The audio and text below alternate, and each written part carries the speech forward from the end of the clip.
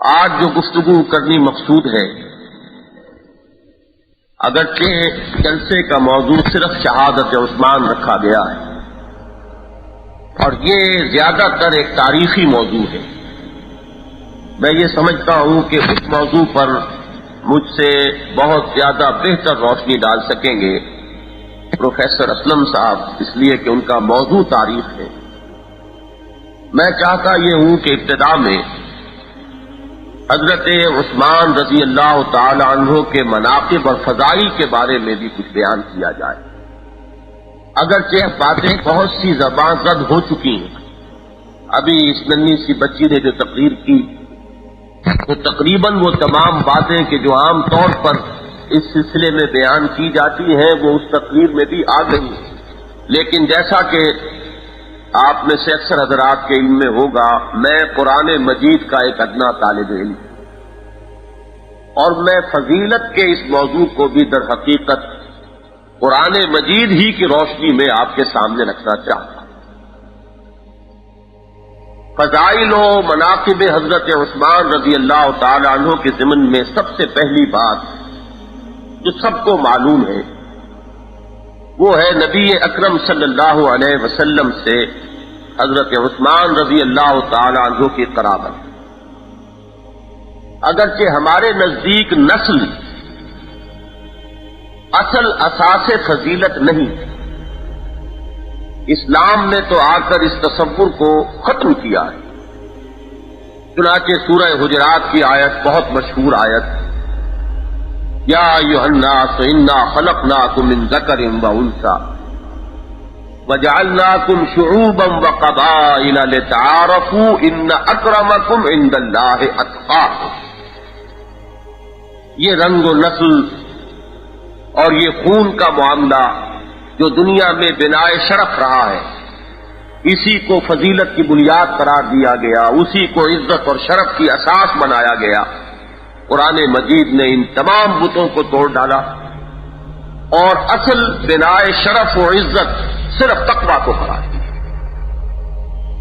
اسی کی تفسیر سمجھیے، نبی اکرم صلی اللہ علیہ وسلم اپنے خاندان والوں کو جمع کر کے خطبہ ارشاد فرماتے ہیں اور قریب ترین جو افراد ہو سکتے ہیں ان کا نام لے لے کر فرماتے ہیں کہ یا فاطمۃ بنت محمد صلی اللہ علیہ وسلم انقذی نفسک من النار فانی لا املک لک من اللہ شیئا، یا صفیۃ عمۃ رسول اللہ صلی اللہ علیہ وسلم انقذی نفسک من النار فانی لا املک لک من اللہ شیئا۔ اے فاطمہ، محمد کی نفس جگر صلی اللہ علیہ وسلم و رضی اللہ تعالی عنہا، اپنے آپ کو اللہ کی آگ سے بچانے کی فکر کرو، اس لیے کہ میں اللہ کے ہاں تمہارے کام نہیں آ سکوں گا، تمہارے اپنے اعمال ہیں، لیس للانسان الا ما سعی وان سعیہ سوف یرى، اپنا عمل لہا ما کسبت وعلیہا ما اکتسبت۔ قرآن مجید نے تو یہود کے پندار پر کاری ضرب لگائی کہ تلک امۃ قد خلت لہا ما کسبت ولکم ما کسبتم ولا تسألون عما کانوا یعملون۔ سورہ بقرہ کے 16ویں رکوع میں یہ آیت 2 مرتبہ ہے۔ تو معلوم ہوا کہ ہمارے نزدیک اصل بنائے شرف اور اصل بنائے فضیلت نسل نہیں ہے، خون نہیں۔ بھائی ہمارا 2 باتیں ہیں، نبی اکرم صلی اللہ علیہ وسلم سے تعلق، قرابت کا، رشتہ داری کا، چاہے کلی طور پر بنائے فضیلت نہ ہو لیکن من وجہ ایک فضیلت کی بنیاد ضرور۔ اور دوسری بات یہ کہ چونکہ ایک فرقے نے اسی چیز کو بنائے شرف بنایا اور اس کا اتنا چرچا کیا اور عوام کے ذہن چونکہ اس کو لپٹ کر قبول کرتے ہیں، لوگوں کا تصور یہی رہا ہے، تو عوام کی اس کمزوری سے فائدہ اٹھایا گیا۔ لہذا اس پہلو سے بھی اگر بات واضح کی جائے تو کوئی حرج نہیں کہ دوہرا دوہرا رشتہ بلکہ 13 رشتہ ہے حضرت عثمان کا رضی اللہ تعالی عنہ نبی اکرم صلی اللہ علیہ وسلم کے ساتھ۔ نجیب الطرفین قرشی ہیں، ان کی والدہ حضرت عروہ بنت ام حکیم بنت عبد المطلب، عبد المطلب کی نواسی ہے حضرت عثمان کی والدہ، اور نبی اکرم صلی اللہ علیہ وسلم عبد المطلب کے پوتے، گویا کہ حضور کے مابین اور حضرت عثمان کی والدہ کے مابین رشتہ جو ہے وہ پھوپھی ذات بہن اور ماموں ذات بھائی کا ہے۔ تو حضرت عثمان رضی اللہ تعالی عنہ اس نسبت سے حضور کے بھانجے۔ اور دوسرا معاملہ اس لیے کہ دامادی ہی کا معاملہ ہے جو بہت زیادہ اچھالا گیا، تو اگر یہ کوئی بنائے فضیلت ہے تو حضرت عثمان رضی اللہ تعالی عنہ کو وہ فضیلت حضرت علی رضی اللہ تعالی عنہ کے مقابلے میں دو چند حاصل ہے۔ حضرت رقیہ کا نکاح ہوا حضرت عثمان کے ایمان لانے کے تقریباً فوراً بعد، اور پھر جب ان کا انتقال ہوا ہے غزوہ بدر کے زمانے میں، اور اس وقت حضرت عثمان رضی اللہ تعالی عنہ پر طبیعت میں وہ افسردگی اور پژمردگی تھی، مسجد نبوی کے دروازے پر حضور نے روکا ہے اور فرمایا ہے کہ یہ جبرائیل موجود ہے۔ جبرائیل اللہ کے ملائکہ مقربین میں سے وہ موجود ہیں، حضور دیکھ رہے ہیں، حضرت عثمان نہیں دیکھ رہے رضی اللہ تعالی عنہ، یہ موجود ہیں اور یہ کہہ رہے ہیں کہ اللہ تعالی نے ام کلثوم کا نکاح تم سے کر دیا ہے۔ گویا کہ حضرت عثمان رضی اللہ تعالی عنہ کا نکاح حضرت ام کلثوم رضی اللہ تعالی عنہ سے آسمان پر پہلے ہوا ہے اور زمین پر بعد میں۔ تو یہ معاملہ، اور ابھی بچی کی زبان سے آپ نے سن لیا کہ جب حضرت ام کلثوم کا انتقال ہوا ہے تو اس وقت مختلف روایات آئی ہیں، بعض میں تعداد 40 تک آئی ہے کہ اگر میرے 40 بیٹیاں بھی ہوتی تو میں یکے بعد دیگرے ان کو عثمان کے نکاح میں دیتا۔ اب آپ اس سے اندازہ کیجئے کہ نبی اکرم صلی اللہ علیہ وسلم کو کس قدر قرب اور کس قدر آپ راضی ہیں حضرت عثمان سے، کس قدر آپ کو حضرت عثمان رضی اللہ تعالی عنہ عزیز ہے۔ اس پہلو سے یہ جو ذو النورین کا لقب ہے حضرت عثمان کا، اگرچہ میں اس کے بعد دوسرے پہلو بھی آپ کے سامنے بیان کروں گا، لیکن اساسی طور پر، بنیادی طور پر اسی لیے ذو النورین قرار پائے کہ نبی اکرم صلی اللہ علیہ وسلم کی دو بنات، دو بیٹیاں رضی اللہ تعالی عنہما یکے بعد دیگرے حضرت عثمان کے نکاح میں آئے۔ تو معلوم ہوا کہ اگر جیسا کہ میں نے عرض کیا دامادی بنائے فضیلت ہے تو پھر یہ فضیلت حضرت علی رضی اللہ تعالی عنہ کے مقابلے میں حضرت عثمان کو دو چند حاصل۔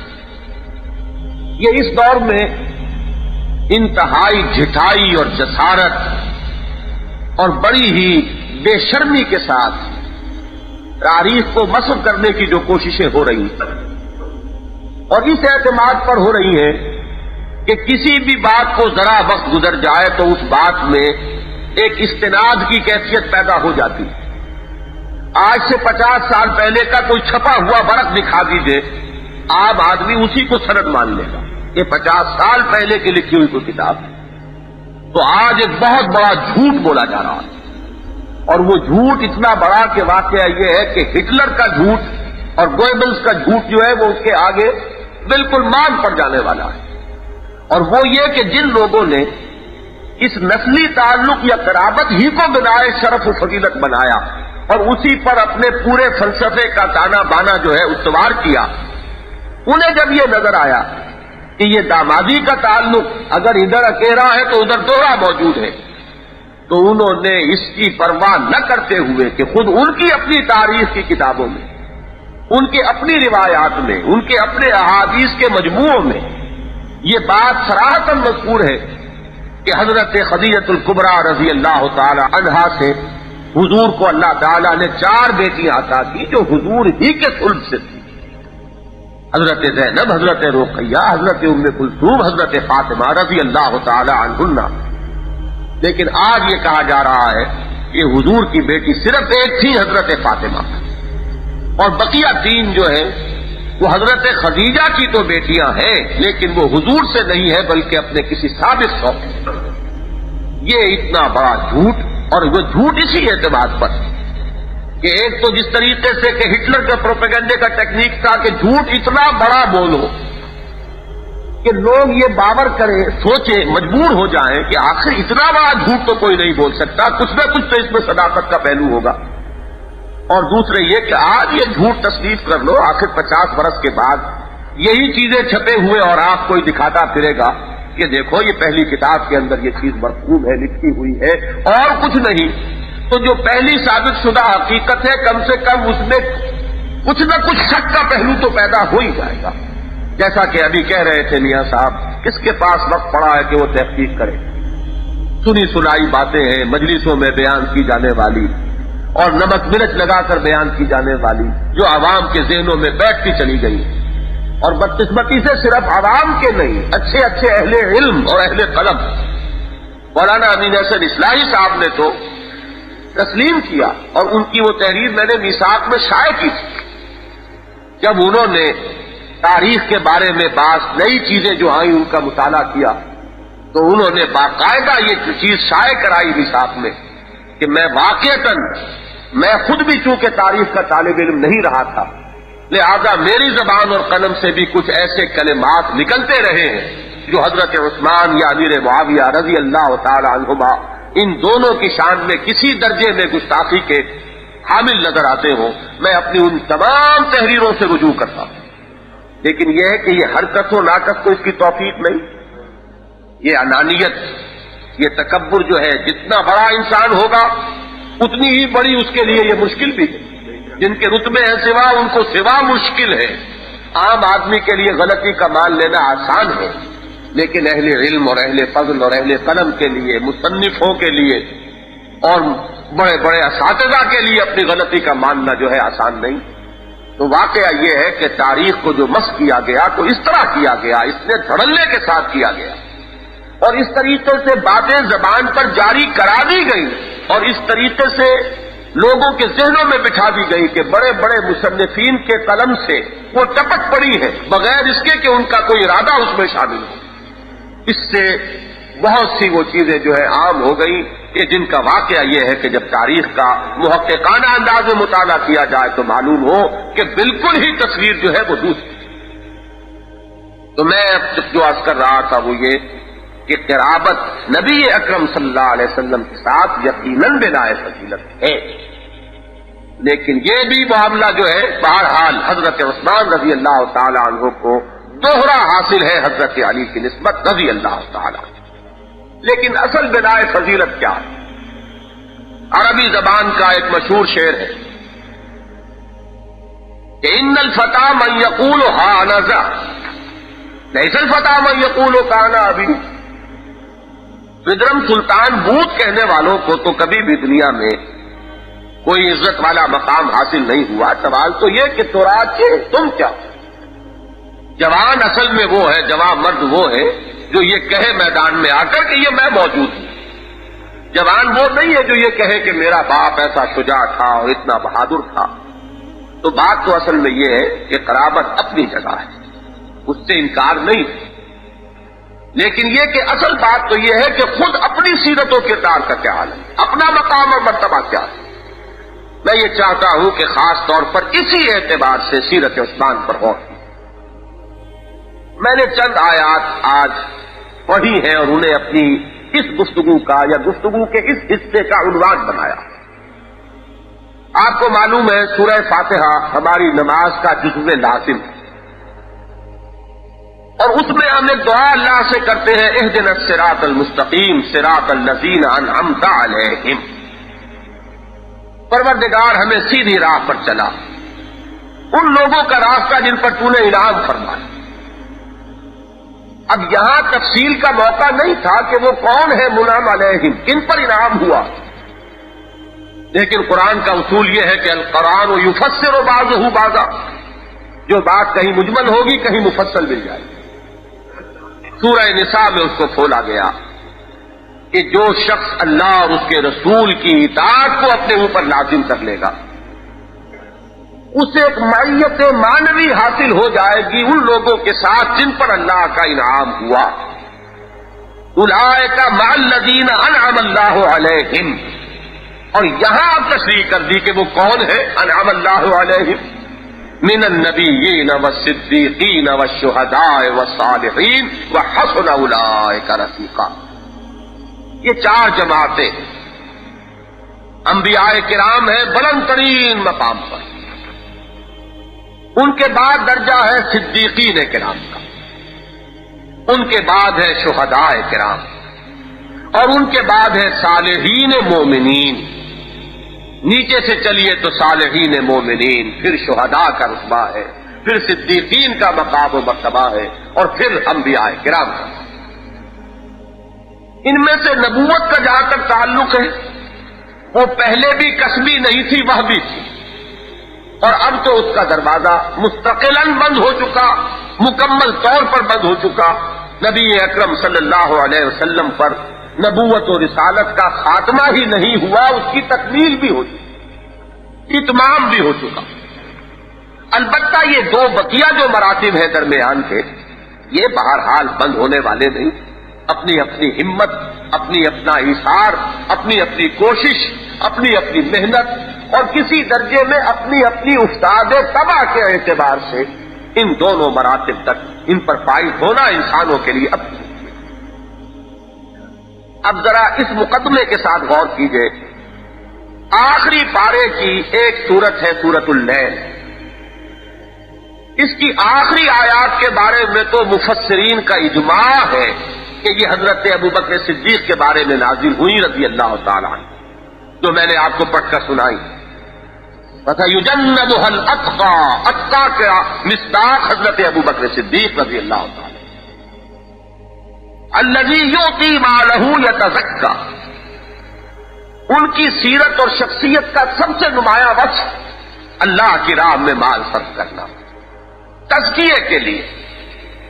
یہ نہیں ہے کہ کسی کا کوئی قرض ان پر تھا. وَمَا لِأَحَدٍ عِندَهُ مِن نِّعْمَةٍ تُجْزَىٰ إِلَّا ابْتِغَاءَ وَجْهِ رَبِّهِ الْأَعْلَىٰ وَلَسَوْفَ يَرْضَىٰ. صرف اللہ کو راضی کرنے کے لیے وہ مال خرچ کرے، یتیموں پر، مسکینوں پر، بیواؤں پر، غریبوں پر، مسافروں پر، مانگنے والوں پر، اور پھر اللہ کے دین کے غلبے کے لیے، پیغام خداوندی کی نشر و اشاعت کے لیے، جہاد فی سبیل اللہ کا سامان فراہم کرنے کے لیے. یہ سب سے نمایاں وصف ہے. یہ سورہ مبارکہ در حقیقت سورہ صدیقیت. یہ وہ بات ہے جہاں تک پہنچے امام راضی رحمت اللہ علیہ کہ سورۃ اللیل سورۃ الصدیقیہ، اور سورۃ والضحیٰ اس کے فوراً بعد جو آ رہی ہے وہ سورہ محمد ہے صلی اللہ علیہ وسلم. یہ جو صدیقیت ہے اس کے جو عناصر ترکیبی ہے وہ اس سورت کی ہے پہلے ابتدائی آیات میں بیان ہوا. 3 ہے اوصاف. فَأَمَّا مَنْ أَعْطَىٰ وَاتَّقَىٰ وَصَدَّقَ بِالْحُسْنَىٰ فَسَنُيَسِّرُهُ لِلْيُسْرَىٰ. جس شخص کی سیرت و کردار میں یہ اجزائے ثلاثہ جمع ہو جائیں، اعطاء اس میں سب سے اول، اور آخر میں جیسا کہ میں نے عرض کیا سب سے زیادہ نمایاں اسی کو کیا. الذی یؤتی مالہ یتزکیٰ. ابتدا میں بھی فرمایا فَأَمَّا مَنْ أَعْطَىٰ وَاتَّقَىٰ وَصَدَّقَ بِالْحُسْنَىٰ. ایک طرف اعطاء ہو، جود و سخا ہو، کسی کو تکلیف میں دیکھ کر انسان تڑپ اٹھے، اس کی تکلیف دور کرنا اگر اس کے بس میں ہو تو اس تکلیف کو دور کرے. کسی کو احتیاج میں دیکھ کر اس کا اپنا آرام جو ہے اس پر حرام ہو جائے جب تک کہ وہ اس کی احتیاج کو اگر دور کرنے پر قادر ہے تو دور نہ کر دے. یہ ہے اعطاء، یہ وصف اول ہے. دوسرا وصف ہے واتقیٰ. طبیعت میں نیکی کا مادہ، برائی سے بچنے کی ایک کوشش، خدا ترسی اور خدا خوفی کی ایک کیفیت. اور تیسرا وصف جو تکمیل کرتا ہے ان کی کہ جس سے کہ مہر تصدیق ثبت ہو جاتی ہے کسی کی صدیقیت پر، وہ ہے وَصَدَّقَ بِالْحُسْنَىٰ. جو بھی اچھی بات سامنے آئے فوراً تصدیق کرے. انانیت نہ ہو، تکبر نہ ہو کہ میں اس کی بات مان لوں گا تو میں چھوٹا ہو گیا یہ بڑا ہو گیا، بسا اوقات ہم خود اپنے اوپر وارد کر کے اس بات کو سمجھ سکتے ہیں. کسی سے بحث ہو رہی ہے اور اثناء بحث میں آپ نے یہ محسوس کر لیا ہے کہ بات وہ ٹھیک کہہ رہا ہے، لیکن انسان اپنی بات کی پٹ کہ اگر میں مان لوں تو اس کے معنی کیا ہوئے، تالی پٹ جائے گی کہ میں ہار گیا وہ جیت گیا. تو یہ جانتے ہوئے بھی کہ بات اس کی ٹھیک ہے، ہم دلیلوں پر دلیلیں دیتے رہیں گے، کھڑے رہیں گے، بات کرتے رہیں گے، اس لیے کہ یہ آسان کام نہیں. کسی کو مان لینا، کسی کی بات تسلیم کر لینا کہ آپ صحیح کہہ رہے ہیں، جس میں یہ بس ہو کہ چاہے دشمن بھی اگر کوئی بات کہے لیکن وہ بات اگر عدل اور انصاف پر مبنی ہے تو فوراً انسان تسلیم کرے. یہ ہے تصدیق بالحسنى. یہ تینوں اوصاف جس شخص میں جمع ہو جائیں وہ شخص صدیق کہلائے. سب سے زیادہ، سب سے نمایاں یہ اوصاف ثلاثہ جمع ہوئے حضرت ابوبکر صدیق رضی اللہ تعالیٰ عنہ کی شخصیت. اسی لیے وہ صدیق اکبر ہے رضی اللہ تعالیٰ. اس کے یہ معنی نہیں ہے کہ صدیق صرف وہ ہے. آپ نے کبھی غور نہ کیا ہو شاید کہ صدیق اکبر کے معنی کیا ہے، سب سے بڑے صدیق. معلوم ہوا کہ صدیقین کی ایک جماعت ہے، صدیقین کا ایک گروہ ہے، جس کے سرے گروہ ہیں، جس کے گلے سرسبد ہیں حضرت ابوبکر صدیق رضی اللہ تعالی عنہ جو صدیق اکبر ہے. یہ مفہوم نہیں ہے کہ صدیق صرف وہی. اب ذرا آپ آئیے، یہی بات آئی ہے سورہ حدید میں. میں نے وہ آیات بھی آپ کو پڑھ کر سنائی، ان المصدقین والمصدقات واقرضوا اللہ قرضا حسنا. بے شک صدقہ دینے والے مرد اور صدقہ کرنے والی عورتیں اور وہ لوگ کہ جو اللہ کو قرض حسنا دے، یضاعف لہم ولہم اجر کریم، ان کے لیے اجر میں اضافہ ہوتا رہے گا، دوہرا کیا جاتا رہے گا، بڑھوتری ہوتی رہے گی، افزائش و افزونی ہوتی رہے گی، اور انہیں ان کے رب کی طرف سے اجر کریم ملے گا. یہ صدقہ بھی آ گیا اور اللہ کو قرض حسنا بھی آ گیا. ان دونوں علیحدہ علیحدہ اصطلاحوں کو سمجھ لیجئے کہ صدقہ ہے غرباء، مساکین، یتیموں، مسافروں پر خرچ کرنا، اور اللہ کے ذمے قرض حسنا کیا ہوگا؟ جو اس کے دین کے لیے خرچ کیا گیا، جو اس کے کلمے کی سربلندی کے لیے خرچ کیا گیا. لتکون کلمۃ اللہ ہی العلیٰ، جس کا مقصد یہ ہو کہ اللہ کا کلمہ سربلند ہو جائے، اس کے لیے جو مال خرچ کیا جائے گا وہ اللہ کے ذمے قرض حسنا ہوگا. ان تقرضوا اللہ قرضا حسنا، سورہ حدید میں ابتدا سے آخر تک یہ مضمون جو ہے تانے بانے کی طرح بنا ہوا. من ذا الذی یقرض اللہ قرضا حسنا، کون ہے وہ جو اللہ کو قرض حسنا دے، یعنی اللہ کے دین کے غلبے کے لیے اپنا مال صرف کرے. اس کے بعد فرمایا والذین آمنوا باللہ ورسلہ اولئک هم الصدیقون والشہداء عند ربہم لہم اجرہم ونورہم. جن لوگوں میں یہ وصف موجود ہے، جو بخیل نہیں ہے، سخی ہے، جو مال خرچ کر سکتے ہیں غرباء اور مساکین پر بھی، اور اللہ کے دین کے نشر و اشاعت اور اس کی اقامت اور اس کے دنیا میں غلبے کے لیے بھی، وہ لوگ ہیں جب ایمان ان کی قسط قلب کے اندر جم کر پھوٹتا ہے تو وہ پورے طور پر برآمد ہوتا ہے، وہ پورے طور پر برگ و بار لاتا ہے، وہ پوری طریقے سے پھلتا اور پھولتا ہے. یہ تو آپ کو معلوم ہے، بیج ایک جیسا ہو، زمینیں مختلف ہو، نتیجے مختلف نکلیں گے. یہی معاملہ حدیث میں بھی ایک تمثیل سے سمجھایا گیا اور انجیل میں بھی حضرت مسیح کی تمثیل ہے کہ ایک زمینوں کے فرق کی وجہ سے زمین و آسمان کا فرق واقع ہو جائے گا پیداوار. اب ایک قسط قلوب جو ہے وہ ہے کہ جس میں صدقے کا حل چل چکا ہے، اس میں جب بیج پڑے گا وہ برابر ہوگا اور وہ صدیقیت اور شہادت کے مقامات عظمیٰ جو ہیں ان تک اب رسائی ہو جائے گی. ایک وہ زمین ہے کہ جس میں بیج پڑا اور بیج بھی ضائع ہو گیا، اور ایک زمین وہ ہے کہ جس میں اگر بیج پڑا تو وہ پورے طور پر برگ و بار لایا. اولئک هم الصدیقون والشہداء عند ربہم، یہ وہ لوگ ہیں کہ جو صدیق بھی ہیں اور شہداء بھی ہیں اپنے رب کے ہاں، اور لہم اجرہم ونورہم، یہ وہ لوگ ہیں کہ جن کے لیے ان کا بدلہ بھی محفوظ اللہ کے ہاں اور ان کا نور جو ہے وہ بھی محفوظ. میں یہاں لفظ ذو النورین کی تشریح اس آیت کے ذیل میں کرتا ہوں.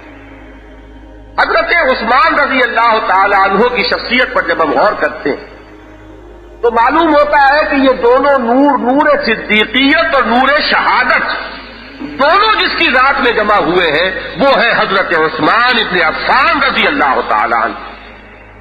اس لیے کہ ان کی شخصیت کا ذرا تجزیہ کیجیے. میں نے اب وہ تانا بانا سا بن دیا ہے کہ جس میں آپ پھول ٹانکتے چلے جائیے تو اب یہ نہیں ہوگا کہ وہ علیحدہ علیحدہ آپ کو نظر آئے، بلکہ وہ ایک فریم کے اندر لگا ہوا معلوم ہوگا کہ ہر چیز اپنی جگہ پر ٹھیک ٹھیک. سب سے پہلے لیجیے اما من اعطا، اعطاء جو وصف اول. امام الہند شاہ ولی اللہ دہلوی رحمۃ اللہ علیہ نے ازالت الخفاء ان کی ایک بہت ہی اعلیٰ اور بہت ہی علمی اور بہت ہی محققانہ تصنیف ہے. بدقسمتی سے ہم اپنے وہ پچھلے اسلاف جو ہیں ان سے تو کیا واقف ہوں گے، یہ جو 200 برس پہلے کی شخصیتیں اس برے صغیر کی ہیں ان سے بھی واقف نہیں رہے. ازالت الخفاء پڑھیے، ازالت الخفاء خلافت الخلفاء. یہ پروپیگنڈے کے طوفان جو اٹھائے گئے ہیں اور جس کا گردہ جو ہے وہ فضا میں اس طریقے سے ہے جیسے کہ کبھی کبھی وہ ڈسٹ سسپینشن ہو جایا کرتی ہے اور گردہ جو ہے وہ پورے فضا کے اندر وہ ایک سسپینشن کی شکل اختیار کر لیتا ہے.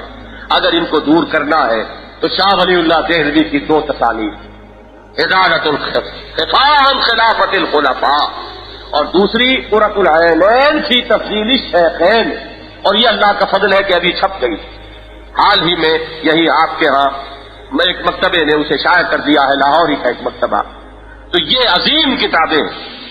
تو شاہ ولی اللہ ازالت الخفاء میں یہ لکھتے ہیں، محققین کا قول نقل کرتے ہیں کہ حضرت عثمان کو جو ذو النورین کا خطاب ملا اس کا ایک سبب یہ بھی ہے کہ ان میں 2 سخاوتیں جمع ہو گئی تھیں. ایک سخاوت ان کی اسلام لانے سے پہلے کی زندگی کی ہے اور ایک سخاوت کی شان وہ ہے جو اسلام لانے کے بعد اور محمد الرسول اللہ صلی اللہ علیہ وسلم کے دست مبارک پر بیعت کرنے کے بعد ظاہر. ذو النورین میں عرض کر چکا کہ اصلاً تو اسی لیے کہ 2 بیٹیاں حضور کی حضرت عثمان کے نکاح میں آئی، لیکن یہ بھی ہے حضرت شاہ ولی اللہ دہلوی لکھ رہے ہیں محققین کا قول کہ حضرت عثمان کو ذو النورین اس لیے بھی کہا گیا بعض حضرات کے نزدیک کہ ان میں 2 سخاوتیں جمع ہو گئی. وہ اس وقت بھی جبکہ ابھی نبی اکرم صلی اللہ علیہ وسلم پر وحی کا آغاز نہیں ہوا، کل 5 برس چھوٹے حضور سے.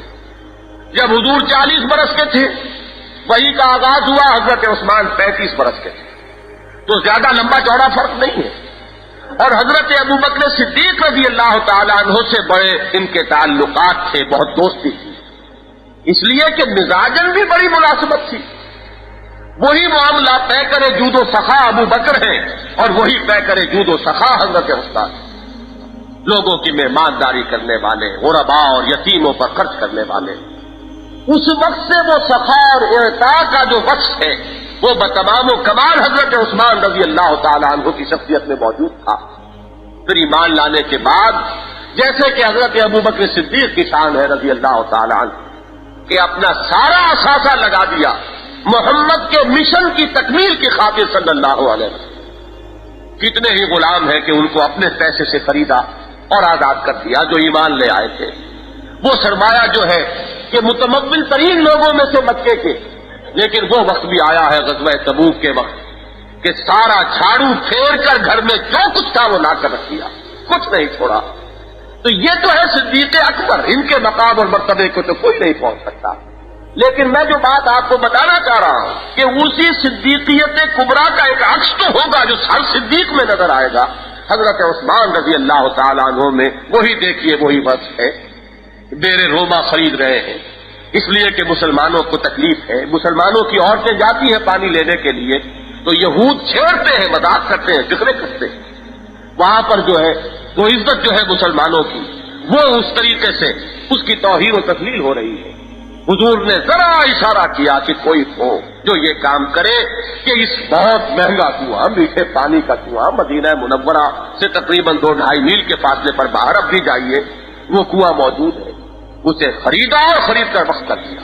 اور وسعت کا یہ عالم ہے اپنے آخر ظرف ہے. نبی اکرم صلی اللہ علیہ وسلم کی حدیث کہ الناس کالمعادن لوگ معدنیات کے مانند ہیں.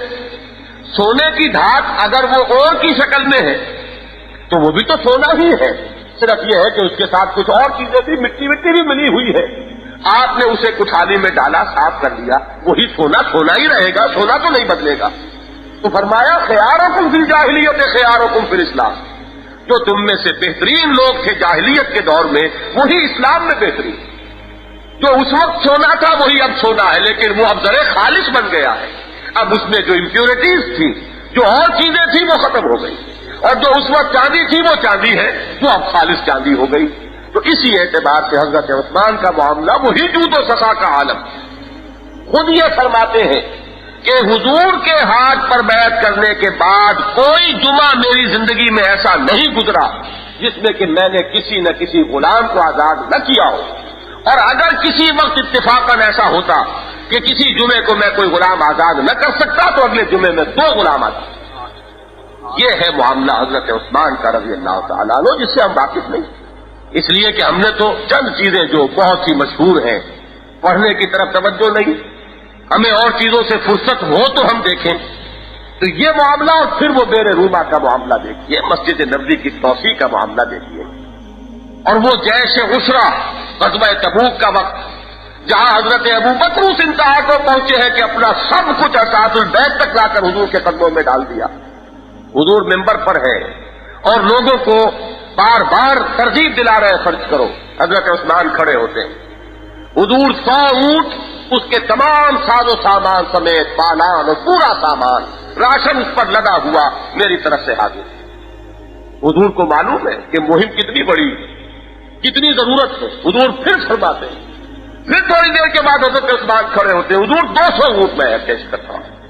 حضور پھر بھی مزید جو ہے لوگوں کو ترغیب دلا رہے ہیں. پھر وہ کھڑے ہوتے ہیں. حضور 300 اونٹ میری طرف سے، کہ جو پورے ساز و سامان کے ساتھ پیش کر دیے گئے. حضور فرماتے ہیں کہ عثمان اس وقت نقد کی ضرورت بھی ہے. حضرت عثمان جاتے ہیں اپنے گھر اور کہتے ہیں اپنے جو بھی وہاں پر کارندے ہیں کہ جتنا بھی اس وقت نقد ہے جمع کر لو. وہ سارا لے کر 1000 دینار، یہ درہم نہیں ہے، دینار ہے، اشرفیاں، وہ خالص سونے کی اشرفیاں وہ لے کر آتے ہیں ایک تھیلی میں جو اپنی آستین میں چھپائی ہوئی لاتے ہیں، اور حضور بیٹھے ہوئے ہیں حضور کی جھولی میں ڈال دیتے ہیں. حضور دیکھتے ہیں 1000 دینار.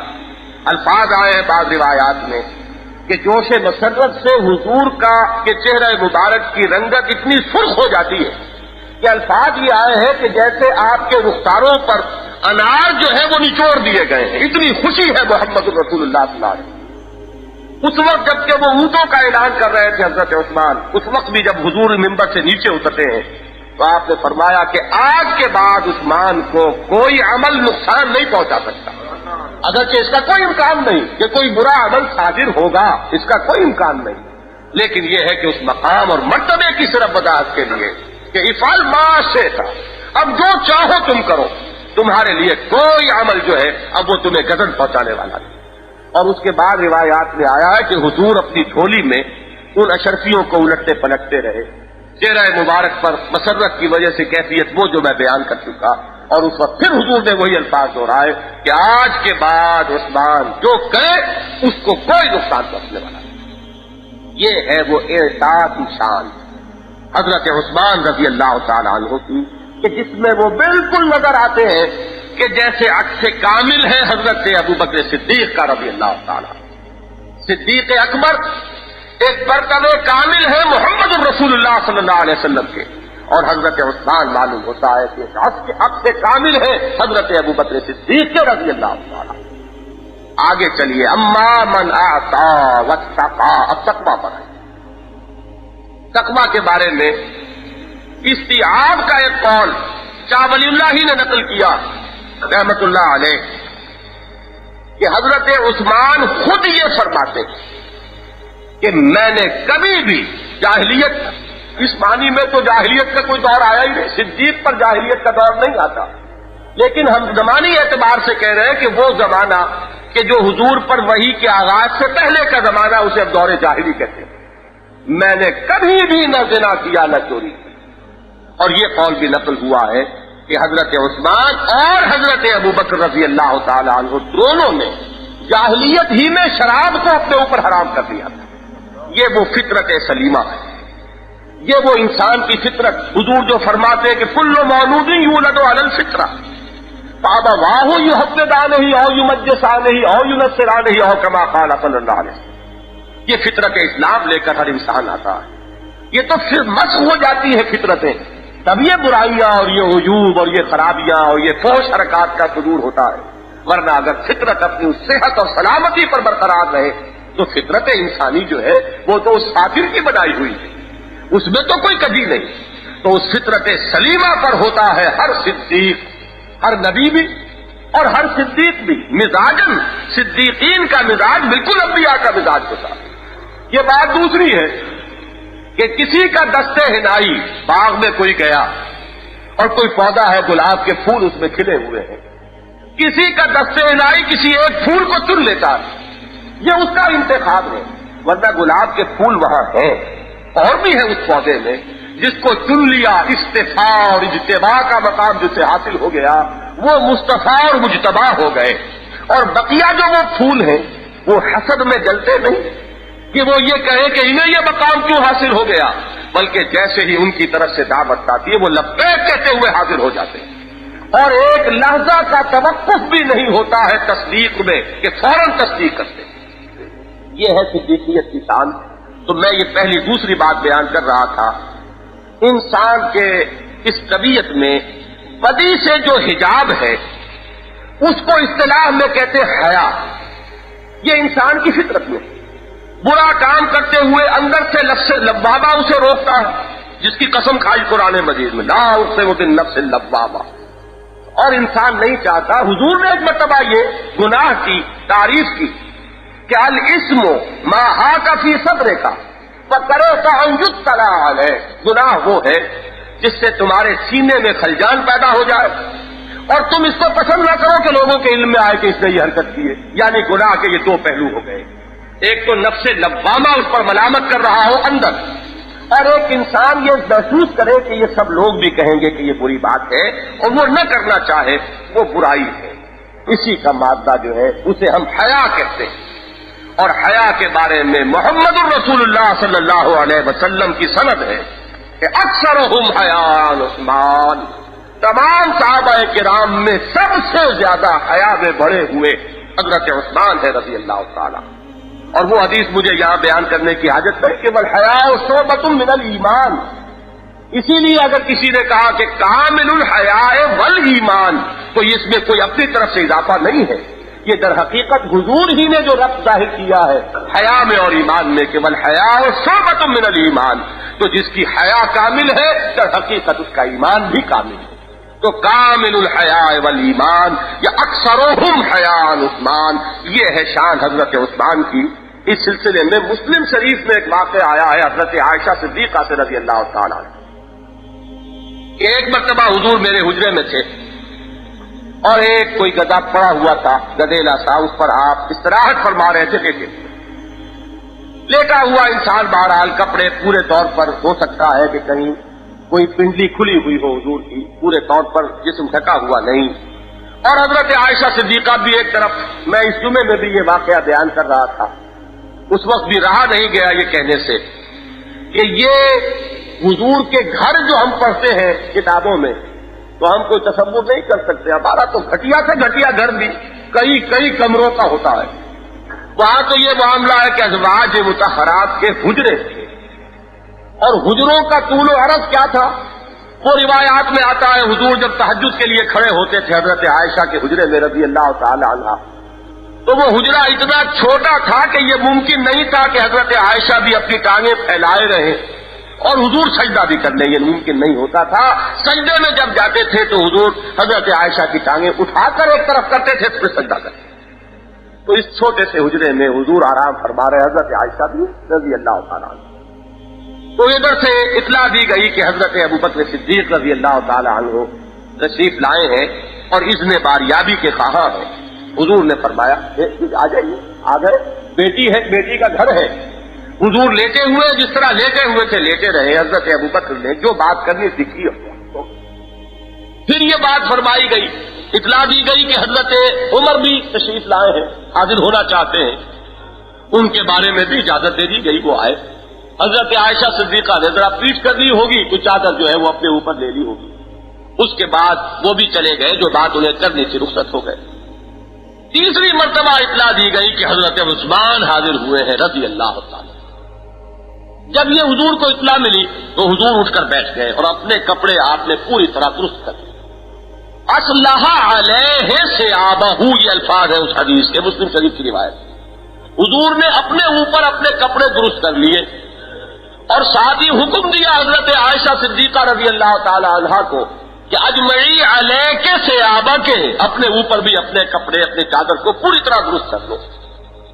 یہ اہتمام کیا۔ اس کے بعد حضرت عثمان داخل ہوئے، انہوں نے بھی جو بات کرنی تھی رخصت ہو گئے۔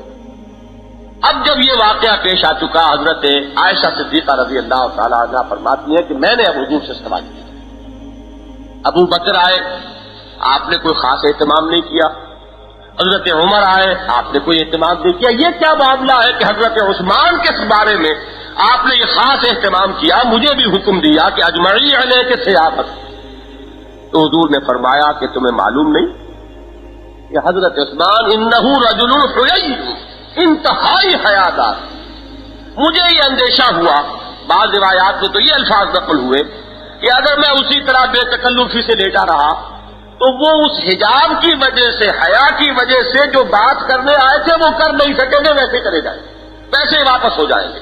اور دوسری روایت میں الفاظ آئے ہیں کہ عثمان تو وہ ہے کہ جس سے فرشتے حیا کرتے ہیں، تو میں بھی ان سے حیا کر رہا ہوں۔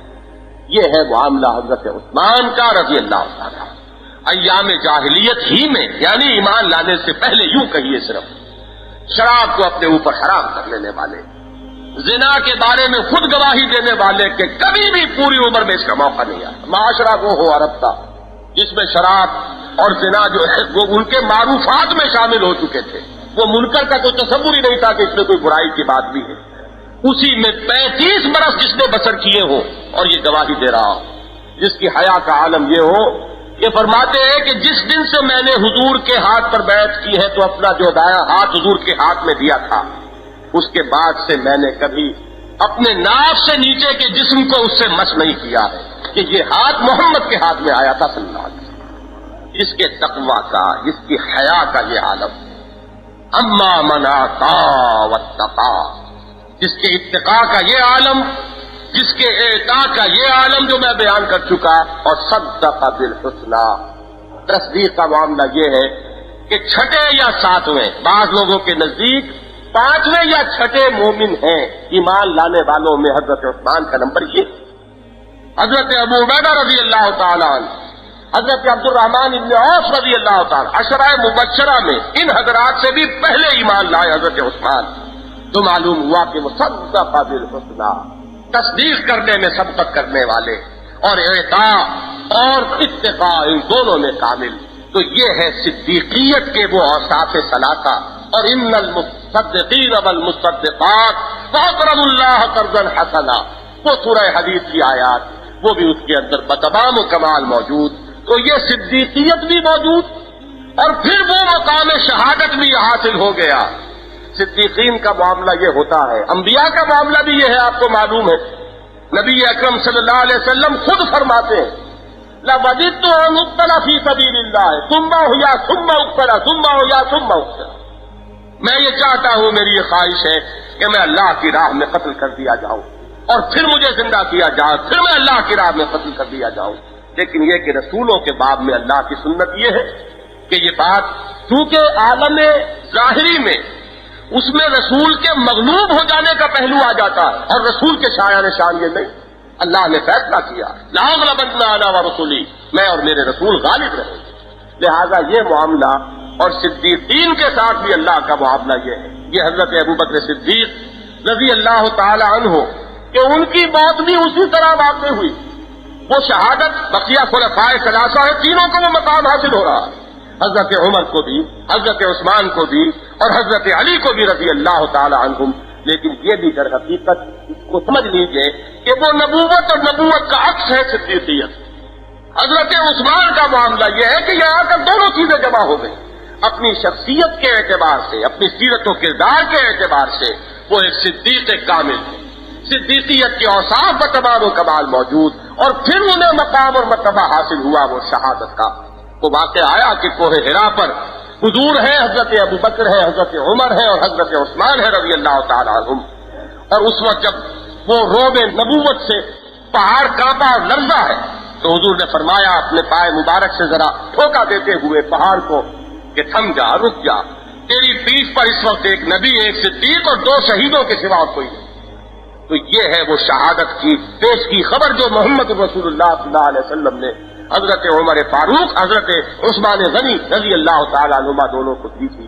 تو یہ 2 نور ہیں جو جمع ہوئے ہیں حضرت عثمان غنی رضی اللہ تعالیٰ عنہ کی شخصیت میں۔ اولئک هم الصدیقون والشہداء عند ربہم لہم اجرہم ونورہم، یہاں لفظ نور کو خاص طور پر سورہ حدید کی یہ آیات نمبر 18-19 ہے، جا کر مطالعہ کیجیے گا۔ تو یہ ذو النورین حضرت عثمان غنی رضی اللہ تعالیٰ عنہ اس اعتبار سے بنے کہ یہ دونوں چیزیں جو ہیں ان کی شخصیت کے اندر بتمام و کمال موجود، اور ساتھ میں صدیقیت پورے کے پورے موجود، اور پھر یہ کہ مرتبہ شہادت سے نوازے گئے حضرت عثمان رضی اللہ تعالیٰ عنہ۔ تیسرا آپ کی فضائل میں اس کو طبعاً سمجھیے، اصل بات تو جیسا کہ میں عرض کر چکا، اصل فضیلت بنائے تقویٰ، اصل فضیلت سیرت اور کردار کی فضیلت ہے، اصل فضیلت وہ کہ جو بیان ہو چکی، لیکن یہ بھی کہ وہ مشن جو تھا محمد الرسول اللہ صلی اللہ علیہ وسلم کا، حضرت ابو بکر صدیق، یہ بھی ایک معاملہ فلسفے کا ہے کہ صدیق کے کرنے کا کام یہی ہوتا ہے، وہ نبوت کے کام کو کنسولیڈیٹ کرتا ہے۔ حضور نے انقلاب کی تکمیل کی، حضور کے انتقال کے فوراً بعد کاؤنٹر ریولیوشنری موومنٹس جو ہے وہ شروع ہوئی، ادھر سے یہ مانعین زکوٰۃ ہیں، مرتدین ہیں، وہ نئی نئی نبوتوں کے دعوے دار اٹھ گئے، 2.5 برس کی تھوڑی سی مدت، اور وہ صدیق اکبر رضی اللہ تعالی عنہ چومکھی جنگ لڑ رہے ہیں، اور تمام فتنوں کا سدباب کر کے اس انقلاب کو یوں کہیے کہ اس کو پھر مستحکم کر کے دنیا سے رخصت ہو گئے۔ اس کے بعد اب ہوا اصل میں وہ دور جو ہے جس کو کہنا چاہیے کہ للی ان بلوم، پھول جو ہے پوری طرح کھلا ہوا، خلافت راشدہ جو ہے وہ اپنے پورے عروج پر جو ہے تو وہ دور فاروقی میں نظر آتی رضی اللہ تعالی عنہ۔ یہاں بھی آپ دیکھیں گے ایک عجیب کیفیت ہے، حضرت عثمان رضی اللہ تعالیٰ عنہ کے شخصیت میں یہ دو کی چیزیں ایسی جمع کی ہیں اللہ نے، اور یہ ذو النورین کا لقب اتنے مختلف پہلوؤں سے آپ کی شخصیت پر راست آتا ہے۔ ایک طرف تو یہ کہ 2 بیٹیاں حضور کی نگاہ میں آ رہی ہیں حضرت عثمان کی، وہ قول محققین کا نقل کر چکا کہ 2 سخاوتیں، سخاوت ایک وہ کہ جو ایمان سے قبل، اور ایک سخاوت وہ کہ جس کا ظہور ہوا ایمان کے بعد۔ 2 نور جمع ہو گئے، نور صدیقی بھی ہے اور نور شہادت بھی ہے، دونوں نور جو ہے وہ آپ کی ذات میں جمع ہو گئے۔ آگے چلیے، جیسا کہ میں عرض کر رہا تھا، خلافت میں ایک دور ہے حضرت عمر فاروق کا، اصل ایکسٹینشن اور اصل توسیع جو ہوئی ہے وہ حضرت عمر کے دور میں ہوئی رضی اللہ تعالیٰ عنہ۔ سلطنت کسریٰ جو ہے وہ پاؤں تلے روندی گئی، اور اس کے کنوز جو ہے وہ جو ہے لا رہے اور مال غنیمت کی شکل میں آ رہے ہیں، مدینہ منورہ میں ڈھیر لگ رہے ہیں۔ وہ کسریٰ کی سطوت جو ہے وہ داستان پارینہ بن گئی۔ ادھر وہ روما کی سلطنت کی ایک ٹانگ ٹوٹ چکی تھی، یعنی اس کا جو 3 بر اعظموں پر جو عمل دخل تھا، یورپ بھی، افریقہ بھی اور مغربی ایشیا بھی، مغربی ایشیا کی حد تک حضرت عمر کے دور میں اس کی حکومت کا یوں سمجھیے کہ ختم ہو چکا، جنازہ نکل گیا۔ لیکن یہاں سے آگے پھر جو ہوا ہے توسیعی عمل وہ حضرت عثمان رضی اللہ تعالیٰ عنہ کے دور میں، کہ پورا شمالی افریقہ، ذرا تصور کیجئے، یہ اس وقت کا لیبیا، الجیریا، موراکو، ٹیونس، یہاں تک پورا شمالی افریقہ حضرت عثمان غنی رضی اللہ تعالیٰ عنہ کے دور میں فتح ہو رہا۔ حضرت عثمان کی دور خلافت کے بارے میں یہ بات لوگوں کے ذہنوں میں بیٹھ گئی ہے کہ شاید فتنہ ہی فتنہ تھا، فساد ہی فساد تھا، بہت بڑا موال تھا۔ خلفائے اربعہ میں سب سے زیادہ طویل دور خلافت جو ہے وہ حضرت عثمان کا، 12 سال، حضرت عمر کے 10 سال، حضرت ابو بکر کے 2.5 سال، اور حضرت علی کے تقریباً 4.25 سال، 4.5 سال، طویل ترین دور۔ اور اس دور میں دونوں شانیں موجود ہیں. وہ شان فاروقی بھی موجود ہے. تقریباً 2/3 حصہ جو ہے 8 برس آپ کی خلافت کے بالکل وہی رنگ رہا ہے کہ جو دور فاروقی میں رہا ہے. وہی امن و امان کی کیفیت ہے, وہی نظام جو ہے محکم ہے, اور مسلمانوں کے مجاہدین کے قدم آگے بڑھ رہے ہیں. حضرت عمر کے انتقال کے بعد جیسا کہ ابھی میاں صاحب کہہ رہے تھے, دشمنوں نے سمجھا تھا کہ شاید اب یہ حکومت جو ہے قائم نہ رہ سکے گی, اور بہت سے خصوصاً ایران کے علاقوں میں بغاوتیں ہوئی. حضرت عثمان نے ان میں سے ایک ایک کو فروغ کر دیا اور اس کے بعد قدم آگے بڑھا. جنگ عبادلہ کہلاتی ہے وہ, جس میں حضرت عبداللہ ابن ابی سرح اس کے کمانڈر ان چیف تھے. حضرت عبداللہ ابن زبیر بھی لڑ رہے تھے, حضرت عبداللہ ابن عباس بھی لڑ رہے تھے, اور حضرت عبداللہ ابن عمر بھی وہاں موجود تھے. یہ جنگ عبادلہ جس کے نتیجے میں افریقہ کی قسمت بدلی ہے, اور سلطنت روما کے وہاں سے وہ جھنڈے ہمیشہ ہمیش کے لیے اکھڑ گئے اور وہاں اسلام کا جھنڈا لہرایا. یہ پوری جو ہے فتوحات کا معاملہ یہ حضرت عثمان کے زمانے میں. حضرت عثمان کے دور خلافت میں یہ دونوں رنگ موجود. دور فاروقی کا رنگ بھی کہ جس میں توسیع ہے, استحکام ہے, امن اور سکون ہے اور چین ہے, اور دوسرا رنگ جو اپنے پورے عروج پر پہنچا حضرت علی کے زمانے میں رضی اللہ تعالیٰ عنہ. یہ بات سمجھ لیجئے, حضرت علی رضی اللہ تعالیٰ عنہ کا پورا عہد خلافت جو ہے وہ خانہ جنگی کے نظر ہو گیا. ایک قدم آگے نہیں بڑھا, اسلامی سرحدیں آگے نہیں پھیلی. سارا جو دور خلافت ہے وہ خانہ جنگی, جنگ صفین ہو رہی ہے, جنگ جمل ہو رہی ہے, اور وہ خوارج کے ساتھ مار کے ہو رہے ہیں. 84,000 کلمہ گو ایک دوسرے کی تلواروں اور تیروں سے وہ قتل ہوئے ہیں یا شہید کہیے مسلمان 84,000 کی تعداد میں حضرت علی کے زمانے میں. یہ ہے 5.25 برس کا عرصہ کہ جس میں کہیں کفار کے ساتھ کوئی معاملہ نہیں, سارا معاملہ مسلمانوں کا ہے. باہم دستوں غریبا, یہ میں بعد میں عرض کروں گا کہ یہ بات کیا تھی. وہ جو میں نے ابتدا میں کہا تھا, ایک عالم ظاہری ہے اور ایک عالم باطنی ہے. عالم ظاہری میں اسباب ہم کچھ اور تلاش کرتے پھرتے ہیں, اور عالم باطن میں اسباب کچھ اور ہوتے ہیں. تا دلے صاحب دلے نامت میں درد ہیچ قوم را خدا رسوا نہ کر. یہ دنیا میں اقوام جو رسوا ہوتی ہیں تو ایک تو ظاہری اسباب اور ایک حقیقی سبب ہوتا ہے. کسی صاحب دل کو اگر چرکا لگا ہو اس کے دل کو, اور کسی پر اگر ظلم کیا گیا ہو, اللہ والے پر جو فرمایا گیا کہ من عاد علی ولی فقد آذنتہ بالحرب, اگر کسی نے میرے ولی کے ساتھ دشمنی رکھی تو اس سے میرا اعلان جنگ ہے. یہ ہے وہ باطنی حقائق کہ جس کا پھر ظہور ہوتا ہے اس عالم اسباب اور عالم مادی میں, جس کے لیے ہم تلاش کرتے پھرتے ہیں نہ معلوم کہاں سے اسباب اور کہاں سے دور دور کی کوڑیاں لاتے ہیں. تو یہ معاملہ کیا تھا, میں صرف یہ عرض کر رہا تھا کہ حضرت علی کا پورا دور خلافت فتنہ اور فساد اور باہمی خانہ جنگی اور مسلمانوں کی کوریزی ہوئی, اور حضرت عمر کا پورا دور خلافت اغیار سے مجاہدہ ہے اور قتال ہو رہا ہے, اور سلطنت اسلامی کی حدود وسیع سے وسیع تر ہو رہی ہے. اور حضرت عثمان کی ذات میں یہ دونوں شانیں موجود ہیں. وہ شان بھی ہے دور فاروقی, 7-8 برس اس شان کے, اور بقیہ 4 برس کے لگ بھگ جو ہے یا 5 برس کہہ لیجئے تو حضرت علی والی شان یا وہ کیفیت بھی موجود ہے. یا یہ بات البتہ جان لیں کہ حضرت علی کے زمانے میں اگر یہ بدامنی رہی تو ہم اس کا کوئی الزام حضرت علی کو نہیں دیتے, نعوذ باللہ من ذالک. کیسے ہم دے سکتے ہیں؟ وہ خلیفہ راشد, وہ ہمارے صحابہ میں رضی اللہ تعالی عنہم 4تھے نمبر پر ہے. گویا کہ بقیہ تمام صحابہ سے افضل تو ہم بھی مانتے ہیں. ہم نے تو صرف یہ کہا ہے کہ حضرت ابو بکر, حضرت عمر, حضرت عثمان یہ 3 افضل ہے حضرت علی سے. بقیہ سب سے تو افضل حضرت علی ہے رضی اللہ تعالیٰ عنہ, اس میں تو کوئی شک نہیں. تو ان کی نیت میں کہیں کوئی خلل نہیں تھا. بات یہ ہے کہ سازش کے ذریعے سے فتنے کی آگ اس طرح بھڑکا دی گئی تھی کہ نہ حضرت عثمان اس کو فروغ کر سکے نہ حضرت علی کر سکے. اگر حضرت علی نہیں کر سکے تو اس کا الزام حضرت علی پر نہیں ہے, اور اگر حضرت عثمان نہیں کر سکے تو کتنا ظلم ہے کہ ان پر سارا الزام رکھ دیا جائے. ایک کیسا تضاد ہے کہ ایک کے زمانے میں پورا دور خلافت جو ہے اگر فتنہ و فساد کی نظر ہو گیا اور وہ فتنہ فروغ نہ کر سکا, حالات کو قابو میں نہ لا سکا, تب بھی وہ شیر خدا ہے, اس کے شیر خدا ہونے میں کوئی فرق واقع نہیں ہوا.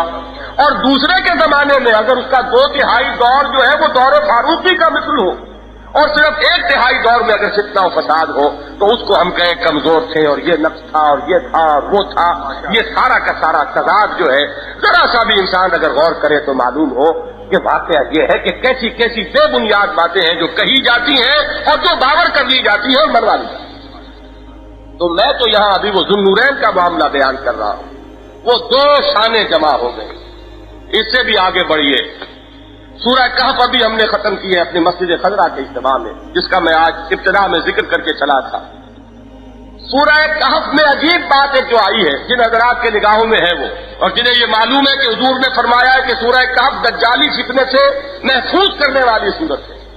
جو شخص ہر جمعے کو سورہ کہف پڑھے گا وہ دجالی فتنے کے اثرات سے محفوظ رہے گا. اس کے ابتدا میں اصحاب کہف کا واقعہ ہے اور آخر میں ذوالقرنین کے حالات ہیں. ذوالقرنین کون تھے؟ ایک صاحب ایمان اور ایک نیک اور خدا ترس اور خدا پرست ایک شہنشاہ، بڑا عظیم شہنشاہ. واقعہ یہ ہے کہ جس دور میں وہ تھے بہت عظیم مملکت اللہ نے انہیں عطا کی. آتیناہ من کل شیء سببا، قرآن کی شہادت ہے. اصحاب کہف کون تھے؟ وہ صاحب ایمان جنہیں اپنی جان بچانے کے لیے اور جنہیں اپنا ایمان بچانے کے لیے کسی کھو میں جا کر پناہ لینی پڑی.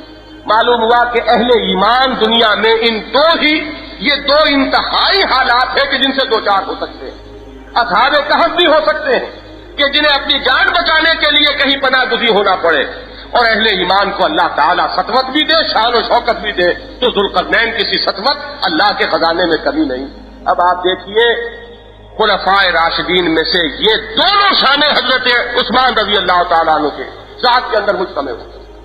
حضرت عثمان کی سطوت، حکومت اور سلطنت کی وسعت کے اعتبار سے ذوالقرنین تو کہیں گرد کو بھی نہیں پہنچتے.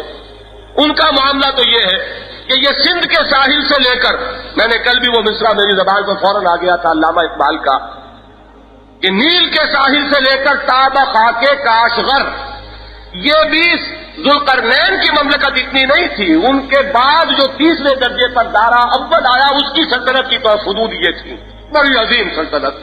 اور ذرا حضرت عثمان کی سلطنت تو دیکھیے، پورا شمالی افریقہ وہاں سے چلیے اور پھر بالکل جو مشرقی سرحد تھی ذوالقرنین کی وہاں تک، اور جزیرہ نمائے عرب اس میں مزید. معلوم ہوا کہ ذوالقرنین کی سطوت سے 3 گنا سطوت حضرت عثمان کو حاصل ہے. اور اسی کے ساتھ ساتھ یہ بھی ہے کہ 50 دن تک محصور ہے اپنے گھر میں کہ پینے کے لیے پانی تک موجود ہے. یہ دونوں شانیں جمع ہوئی عثمان کے اندر. عجیب معاملہ ہے. یہ دو چیزیں جس طرح جمع ہوئی، 2 ہی مواقع ایسے آئے کہ حضرت عثمان موجود نہیں ہے لیکن موجود ہے. غزوہ بدر میں شریک نہیں ہو سکے اس لیے کہ حضرت رقیہ بیمار تھی رضی اللہ تعالی عنہ. حضور نے حکم دیا کہ عثمان تم تیمارداری کے لیے رہو اور تم شریک سمجھے جاؤ گے بدر میں. اور بدر کے مال غنیمت میں ان کا حصہ لگا. معلوم ہوا کہ عثمان نہیں ہے لیکن ہیں، اگرچہ جسمن موجود نہیں لیکن حقیقتاً موجود ہے بدر کے میدان میں. اور یہی معاملہ ہو رہا پھر صلح حدیبیہ میں، وہاں بھی عثمان موجود نہیں اور حضور اپنے ہی ایک ہاتھ کو عثمان کا ہاتھ قرار دے کر بیعت لے رہے ہیں کہ یہ عثمان کی بیعت ہو گئی. عثمان نہیں ہے لیکن ہے. 2 مرتبہ یہ معاملہ ہوا. یہ بعد میں جب فتنوں کی آگ بھڑکی ہے، حضرت عبداللہ ابن عمر کا ایک واقعہ آتا ہے رضی اللہ تعالیٰ عنہ. جس زمانے میں کہ یہ بلوائی مصر سے آئے ہوئے تھے، معلوم ایسا ہوتا ہے کہ اس دور کا واقعہ کہ کوئی مصری بلوائی تھا، اس نے مناظرانہ انداز میں حضرت عثمان کی برائی بیان کرنے کے لیے چیزیں بیان کی کہ بتاؤ کیا عثمان احد کے دن ان لوگوں میں شامل نہیں تھے جو واپس مدینے آ گئے تھے؟ حضرت عبداللہ ابن عمر نے فرمایا رضی اللہ تعالیٰ ہاں ٹھیک ہے صحیح کہتے. پھر اس نے کہا کیا عثمان غیر حاضر نہیں تھے بدر سے؟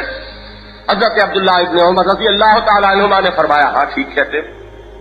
تو کیا وہ بیعت رضوان سے غیر حاضر نہیں تھے؟ انہوں نے پھر فرمایا کہ ہاں ٹھیک کہتے ہو. اس بلوائی نے سمجھا کہ میرا جادو تو چل گیا اور میں جیت گیا. اس نے اللہ اکبر کہا اور جانے لگا. اب حضرت عبداللہ ابن عمر نے روک دیا کہ جاتے کہاں رکو، اب مجھ سے سنو بات. حضرت عثمان رضی اللہ تعالیٰ عنہ جو عہد میں آ گئے مدینہ منورہ واپس، اللہ تعالیٰ ان سب کے لیے معافی کا اعلان کر چکا. سورہ آل عمران میں وہ آیت موجود ہے. جو لوگ بھی اس روز واپس آ گئے تھے اللہ نے ان کو معاف کر دیا. اب تم کون ہوتے ہو اس کو پھر دوبارہ اس کا ذکر کرنے والے. اور حضرت عثمان جو بدر میں نہیں تھے تو اس کا سبب یہ کہ حضرت رقیہ بیمار تھی، حضور نے حکم دیا تھا، اور الامر فوق الادب یہ تو آپ بھی اب کہتے ہیں، حضور کا حکم تھا، حضور کے حکم سے تیماردار کے حصے سے تھے اور حضور نے حصہ لگایا اور شریک مانا۔ اور تیسری بات پر اب یہ بات جو کہی عبداللہ ابن عمر نے رضی اللہ تعالیٰ عنہما، تو یہ وہی کہہ سکتے تھے، اور عثمان جو نہیں تھے بیعت رضوان کے وقت، تو معلوم ہے کیوں نہیں تھے؟ اگر حضور کے پاس کوئی شخص ہوتا کہ جو عثمان سے بڑھ کر زیادہ عزت والا ہوتا قریش کے نزدیک، تو حضور اسی کو بھیجتے مکے کے اندر۔ یہ سب سے زیادہ عزت والے تھے حضرت عثمان رضی اللہ تعالی عنہ، جنہیں سفیر بنا کر بھیجا محمد رسول اللہ صلی اللہ علیہ وسلم نے۔ اس کے بعد اب اس کا جو منہ اترا، اور پھر اب حضرت عبداللہ ابن عمر نے اللہ اکبر کا نعرہ مارا اور فرمایا اب جاؤ اور لے جاؤ میری یہ تینوں باتیں ساتھ۔ یہ ہے معاملہ، وہ معاملہ اس وقت سے چلا رہا ہے، کوئی آج کی بات تو نہیں۔ لیکن میں یہ عرض کر رہا تھا کہ یہ دو ذرا گنتے چلے جائیے کہ کتنے مواقع پر یہ دو چیزیں جو ہے حضرت عثمان رضی اللہ تعالیٰ عنہ کی شخصیت میں جمع ہوئی ہیں۔ میں صرف ایک بات اس سلسلے میں عرض کروں گا، شہادت عثمان کے پس منظر، تاریخی پس منظر کے اعتبار سے اصولی بات، آپ ذرا تاریخی اعتبار سے اس پر غور کیجئے۔ اسلام کو جو اللہ نے غلبہ دیا، نبی اکرم صلی اللہ علیہ وسلم کو کامیاب فرمایا، لِيُظْهِرَهُ عَلَى الدِّينِ كُلِّهِ، یہ جو مشن تھا محمد الرسول اللہ کا وہ مکمل ہوا جزیرہ نما عرب کی حد تک۔ اور پھر آپ کے مشن کو لے کر صحابہ کرام باہر نکلے، تو جو لوگ مفتوح ہوئے یا جنہوں نے شکست کھائی، ان کا ذرا جائزہ لیجئے وہ کون کون تھے۔ سیاسی طور پر جنہوں نے شکست کھائی اور مذہبی طور پر جنہوں نے شکست کھائی۔ پہلے مذہبی طور پر گن لیجئے، مشرکین جو تھے عرب کے، ان کا تو تیا پاچا کر دیا گیا۔ اس میں تو سورہ توبہ کی وہ آیت نازل ہو گئی کہ اب تمہیں 4 مہینے کی مہلت ہے، اگر اس کے اندر ایمان لے آؤ تو اس سرزمین میں رہ سکتے ہو، اگر نہیں رہ سکتے تو فَإِذَا انْسَلَخَ الْأَشْهُرُ الْحُرُمُ فَاقْتُلُوا الْمُشْرِكِينَ حَيْثُ وَجَدتُّمُوهُمْ۔ ان کے لیے اب کوئی رعایت نہیں ہے، اب مشرکین کو تہہ تیغ کر دیا جائے گا۔ مطلب یہ ہوا کہ ان کے ساتھ کوئی معاملہ نرمی کا اب نہیں ہوگا، اس لیے کہ حضور انہی میں سے تھے اور انہی کی طرف اولاً مبعوث کیے گئے۔ اب وہ کسی رعایت کے مستحق نہیں تھے اگر کفر پر باقی رہتے۔ لیکن نصارہ اور یہود کو ایک رخصت دی گئی، تم چاہو تو اپنے دین پر قائم رہ سکتے ہو، یؤتوا الجزیۃ عن ید وہم صاغرون۔ 2 شرطیں ہیں، نیچے ہو کر رہو گے، سر جھکا کر رہو گے، غلبہ اسلام کا ہوگا، مسلمانوں کا ہوگا، اور دوسرے یہ کہ تمہیں جزیہ دینا پڑے گا، یؤتوا الجزیۃ عن ید وہم صاغرون۔ یہ رعایت تھی جو اہل کتاب کے ساتھ اسلام نے کی، اور غالباً اسی رعایت کا پھر انتقام ہے جو انہوں نے لیا۔ لیکن اس انتقام کو 2 حصوں میں اپنے ذہن میں رکھیے۔ عیسائیوں کے معاملے میں قرآن مجید کا جب آپ مطالعہ کریں گے تو جو نصارہ اس وقت تک تھے ان کی کہیں کہیں قرآن نے تعریف بھی کی، ان میں ابھی اچھے لوگ بھی موجود تھے، ان میں قبول حق کی استعداد بھی موجود تھی، اور عیسائیوں سے کوئی براہ راست مارکا بھی حضور کی حیات طیبہ میں پیش نہیں آیا۔ جبکہ یہود کا معاملہ اس کے بالکل برعکس، یہود پر تنقیدیں بھی قرآن مجید میں بڑی شدید ہوئی۔ 10 رکوع ہے پورے 5ویں رکوع سے 14ویں رکوع تک سورہ بقرہ کے، یہ ذرا پڑھیے تو معلوم ہوگا کہ ایک مفصل اور مسلسل فرد قرارداد جرم ہے جو یہود پر عائد کی جا رہی ہے۔ اور پھر ان کے 3 قبیلے جو تھے مدینے سے ان کو نکالا گیا، ایک قبیلے کے تمام مردوں کو قتل بھی کیا گیا، تو زخم خوردہ زیادہ جو تھے وہ یہودی تھے، عیسائی بھی تھے، لیکن یہ کہ عیسائیوں کا معاملہ اتنا نہیں جتنا یہود کا تھا، لہذا انتقام کا معاملہ بھی یہ ہے کہ سب سے پہلے یہودیوں نے اس انتقام کے لیے وہ ریشہ دوانیاں کی اور سازشیں کی۔ اب آئیے سیاسی اعتبار سے، اسلام کو جب عروج ہوا تو دنیا میں 2 عظیم مملکتیں تھیں، ایک کا ذکر میں کر چکا، سلطنت روما، قیصر کی سلطنت، لیکن یہ جو رومن امپائر ہے یہ 3 بر اعظموں پر پھیلی ہوئی تھی، اس کے یورپین اور افریقن اور ایشیائی، مغربی ایشیائی، یہ مقبوضات 3 تھے۔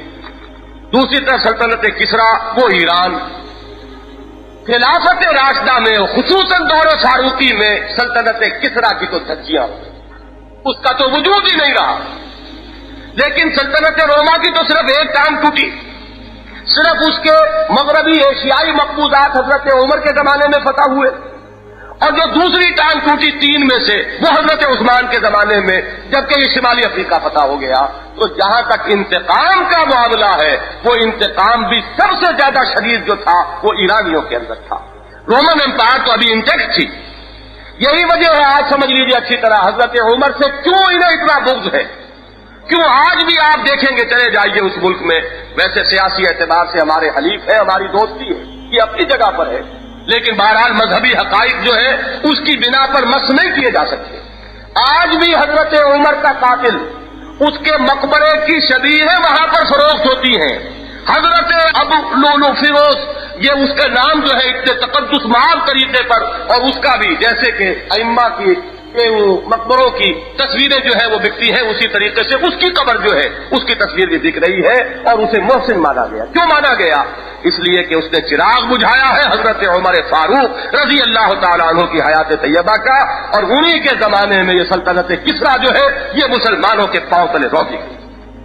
تو اب آپ غور کیجئے کہ دو طرف سے آ کر یہ سازشیں جو ہے ایران کی سرزمین ان کا مرکز بن گئی. سیاسی اعتبار سے سب سے زیادہ انتقام کے جذبات جو تھے وہ ایران میں تھے. مذہبی اعتبار سے سب سے زیادہ انتقامی جذبات یہودیوں میں تھے. انتقام شروع کیا, حضرت عمر کی زندگی کا چراغ گل کیا تو وہ ابو لولو فیروز ہے وہاں پر, اور اس کے ساتھ وہ ساری سازش جو ہے پس منظر میں رکھی ہے.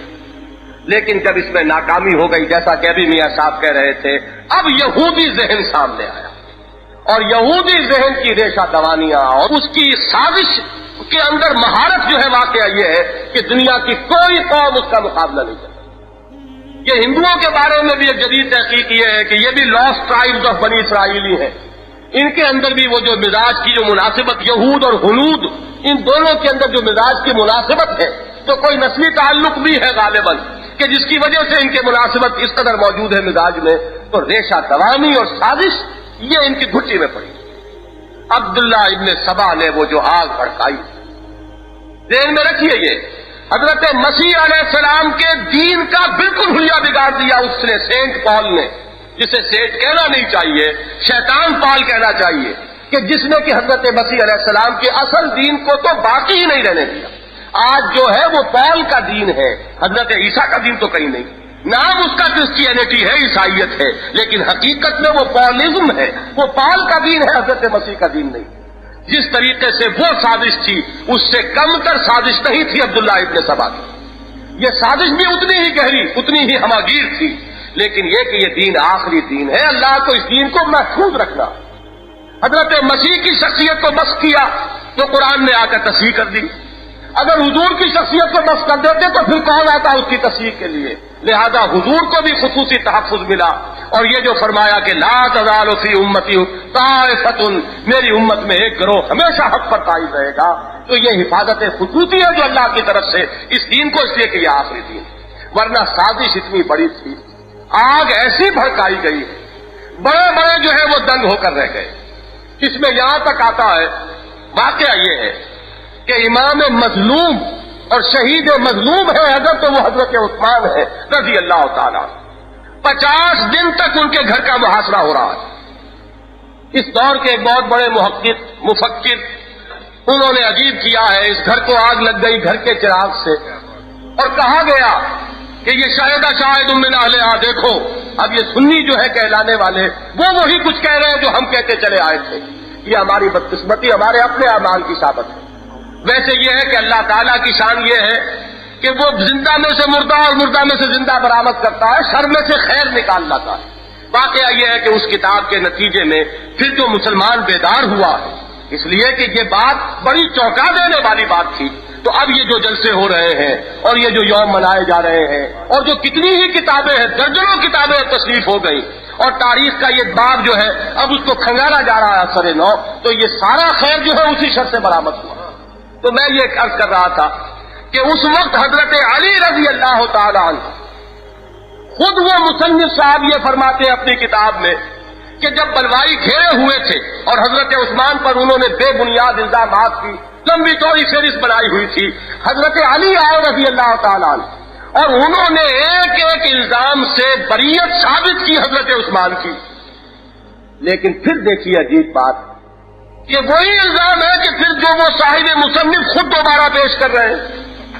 اور حضرت علی رضی اللہ تعالیٰ عنہ کی عظمت اور ان کے مقام اور مرتبے کی شہادت بھی دے رہے ہیں. تو اللہ تعالیٰ خوش رکھے ہمارے مرزا محمد منور صاحب کو.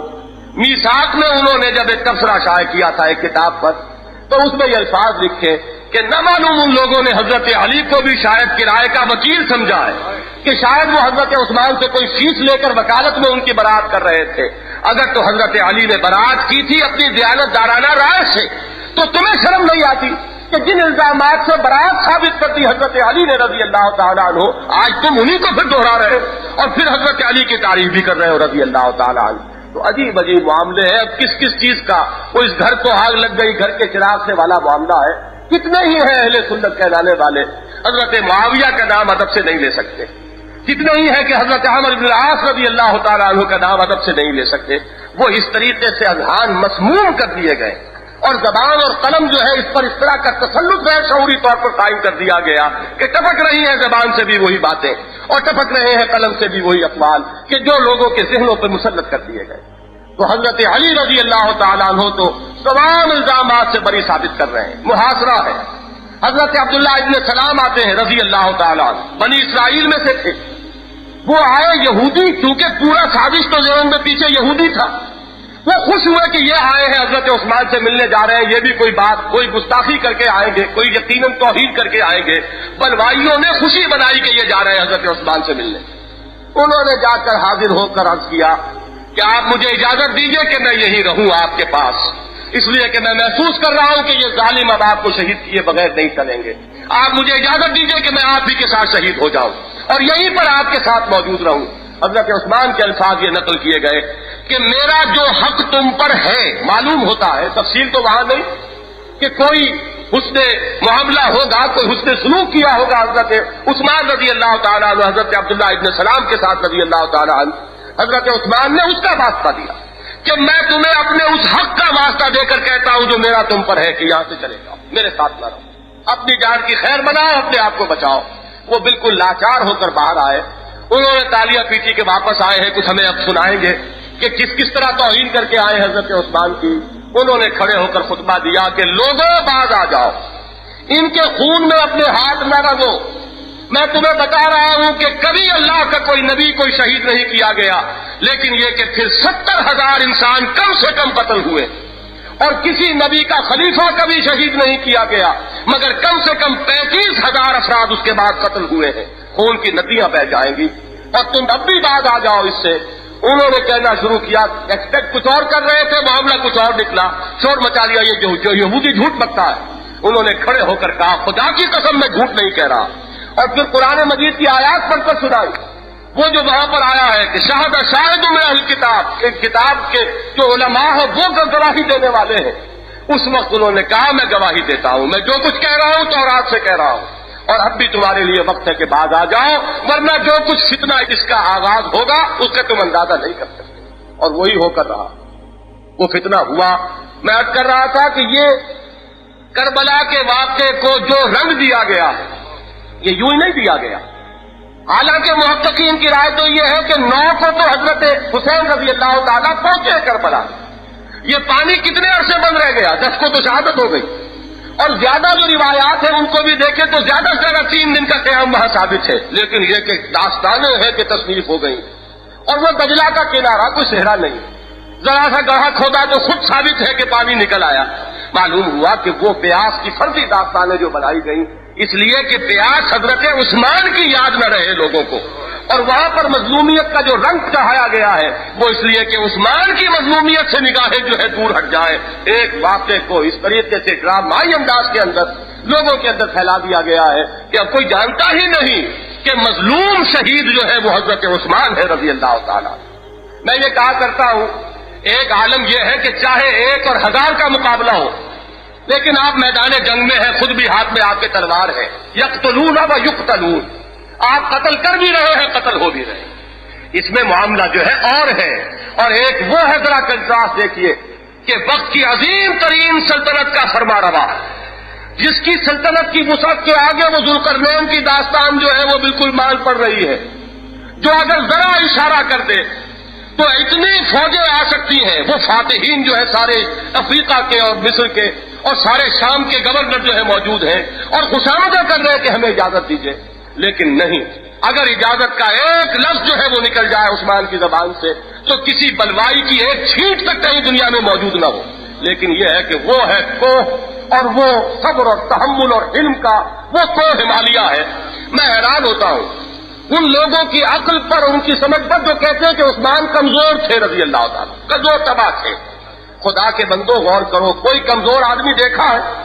جب بلی کی جان پر بل آتی ہے تو وہ آپ کے حلقوم کے اوپر جھپٹا مارنے کے لیے تیار ہوتی ہے۔ جب یہ اور ہو حال یہ کہ قوت موجود ہو، کمزور آدمی جو ہے وہ تو فوراً مستعل ہوتا ہے۔ کمزور آدمی میں علم کہاں اور تحمل کہاں؟ حضرت عثمان رضی اللہ تعالیٰ عنہ وہ ساری قوت اور وہ سارا دبدبا اور وہ ساری سلطنت رکھتے ہوئے اور پھر ڈٹے ہوئے اس پر، اور یہ ایک دن ڈٹ جانا نہیں ہے، 2 دن کا ڈٹ جانا نہیں ہے، پورے 50 دن ڈٹے ہوئے کہ میری جان چلی جائے، میرا خون بہ جائے، لیکن میں کسی کلمہ گو کا خون اپنی حفاظت میں بہانے کے لیے تیار ہوں۔ صحابہ کہتے ہیں کہ ہمارے تو ہاتھ باندھے ہوئے عثمان نے، ہم کرے کیا؟ لوگ کہتے ہیں کس طرح مٹھی بھر 1800 بلوائی کل، اور وہ خلیفہ کو شہید کر گئے۔ کس طرح کر گئے؟ اس طرح کر گئے کہ خلیفہ نے لوگوں کے ہاتھ باندھے ہوئے کہ میں یہ اپنے دامن پر کوئی چھینٹا کسی کلمہ گو کے خون کا، کلمہ گو چاہے منافق ہو کلمہ گو ہے۔ حضرت عمر نے فرمایا تھا حضور سے، عرض کیا تھا حضور کی خدمت میں، مجھے اجازت دیجیے عبداللہ ابن ابی کی گردن اڑا دوں۔ حضور نے فرمایا کہ اے عمر کیا کہیں گے لوگ کہ اب محمد نے اپنے ساتھیوں پر ہاتھ اٹھانے شروع کر دیے، وہ کچھ بھی ہو اسے کلمے کا تحفظ حاصل ہے۔ حضرت اسامہ قتل کر بیٹھے تھے جنگ میں کافر کو کہ اس نے عین جنگ میں جبکہ وہ زد میں آ گیا اس نے کلمہ پڑھ دیا، لیکن حضرت اسامہ نے وہی سمجھا جو ہر شخص سمجھتا کہ یہ صرف جان بچانے کے لیے کلمہ پڑھ رہا ہے، انہوں نے قتل کر دیا۔ حضور نے فرمایا ہے اسامہ کیا کرو گے قیامت کے دن جب وہ کلمہ جو ہے استغاثہ لے کر آئے گا تمہارے خلاف کہ کلمے کی ڈھال موجود ہوتے ہوئے تمہاری تلوار اس کی گردن پر پڑی؟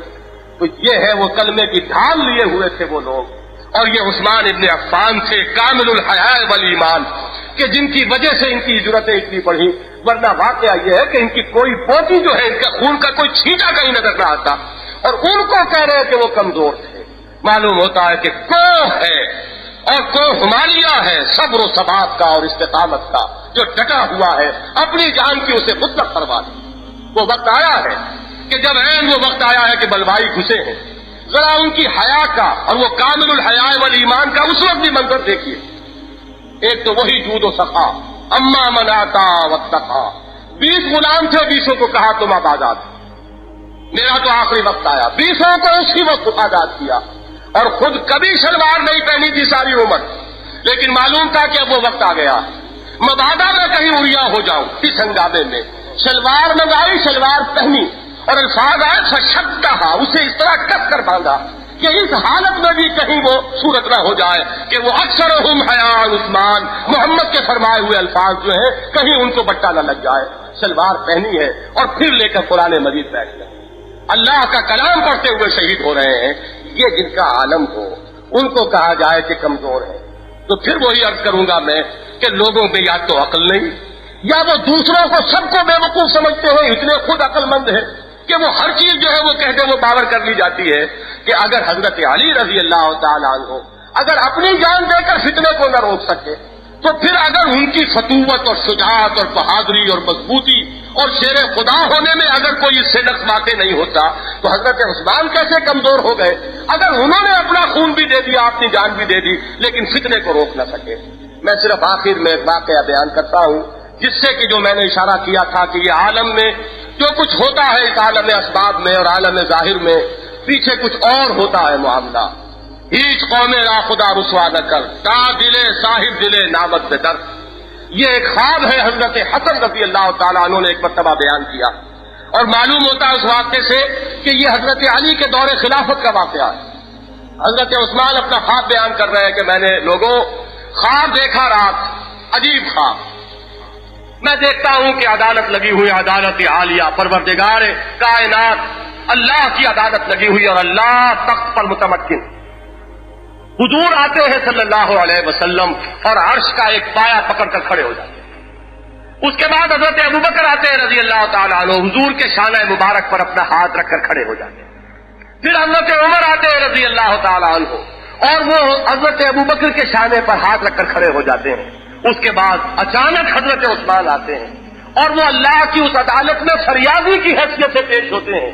ان کا کٹا ہوا سر ان کے اپنے ہاتھوں میں ہے اور وہ فریاد کرتے ہیں کہ اے پروردگار ذرا پوچھو ان محمد کے نام لیواؤں سے اور ان سے جو اپنے آپ کو مسلمان کہہ رہے ہیں ان سے پوچھا تو جائے کہ مجھے کس گناہ کی پاداش میں شہید کیا گیا، قتل کیا گیا. وہ آیت شاید یاد آئی ہو جبکہ پوچھا جائے گا وَإِذَا الْمَوْءُودَةُ سُئِلَتْ بِأَيِّ ذَنبٍ قُتِلَتْ، کیا گناہ تھا، کون سا جرم تھا جس کی پاداش میں اس کو زندہ درگور کیا گیا. اس بچی کو حضرت عثمان نے فریاد کی اور اس کے بعد وہ جو ایک کیفیت ہوئی تو اس خواب میں دیکھتا ہوں کہ پھر آسمان سے خون کے 2 پرنالے جاری کر دیے گئے جو زمین پر خون بہاتے چلے گئے.